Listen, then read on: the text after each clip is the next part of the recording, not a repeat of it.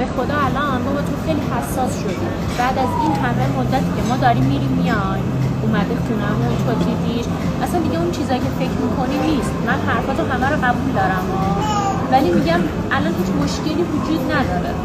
میدونی من نمیگم الان مشکلی وجود داره که من میخوام مشکلات و اون ناراحتی هایی که بعد از 4 سال کشیدید با هم بودید، من هیچ مشکلی با حسین ندارم. حسین من از اولم توی اون 4 سالم هم خودش هم خانواده‌اش رو هم خوب شناختم، هم خوب دیدمشون، هیچ بدی ندیدم، اما یه مقدار به هم فرصت بدیم. نه آقا جواهری میگه آقا الان مثلا شما بعد اون داستانا دوباره یه سری اتفاقات تکراری نیفته، خود مثلا بیشتر فضای بیشتری باشه، فرصت بیشتر باشه، بیشتر هم آشنا شی. من کاملا متوجه شدم. ببینید اینجا یه مسئله‌ایه که آقا اشکان دوست ندارم مجدد هم خودش هم بله حسین حق دو مرتبه بخوان برگردن به اون دفعات قبل، بعد بیشتر ناراحت بشن. درست. من اگه بزرگ اصلا این داستانی هم که شما میگه اتفاق نمیفته، ولی خب حقم داری به هر حال نگرانه یه پدر همیشه هست. مثلا که نگین هم دختر بزرگته، خورده سختگیرتری، حساستری. آقا اشکان چون نگین برای من واقعا قابل احترامه به عنوان دختر بزرگ. شما فکر کن که خواهر بزرگ خودت. بله درست.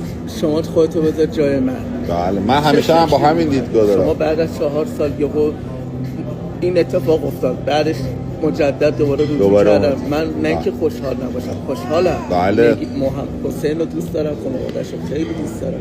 اون نگرانی، اون ترس هست، میفهم. بله اون نگرانیه رو میخوام دیگه نداشته باشم. این دیگه قابل جبران کردن نیست که بخوای بیان دوباره، چون بالاخره صحبت یه عمر زندگیه. صحبت دوستی و رفاقت و اینا رو آدم باید بذاره کنار. درست. ولی چشم. حالا همین تصمیمی که گرفتیم، حالا با هم دیگه با صحبتایی که شده اینا فکر می‌کنم خوبه حالا بیان صحبت کنن. باز حالا اگه شما اجازه میدی یا وگرنه برای من باز میگم شما وجودت که اومدی تو این حالا بین من و نگین بودی برای من قابل احترامه. باز به خاطر شما چشم من نکردم بیان بشینیم صحبت کنیم، ولی دیگه این صحبتی که می‌خوایم بکنیم یه صحبت جدی باشه. بله. من از شما خواهش میکنم خودت هم اصلا باش به عنوان برادر بزرگ نگین. من تو اون جمع که برادر بزرگ نگین حتما حضور داشته سلامت داشته بدون من جفتشون رو دوست دارم. بله. نه اینکه بخوام به فکر نگین خودم باشم، به فکر حسینم. نه داره دیگه. دوست ندارم بعد از مدت حسینم دیگه موقع خدایی نکرده روحیش آره اون تقاری نگین بزرگه از جفتتون هم بالاخره پدرها حساسی. به احترام شما بیان صحبت کنین عزیز دلی تو خانواده ها با هم، ولی این قول رو بدید که خودت هم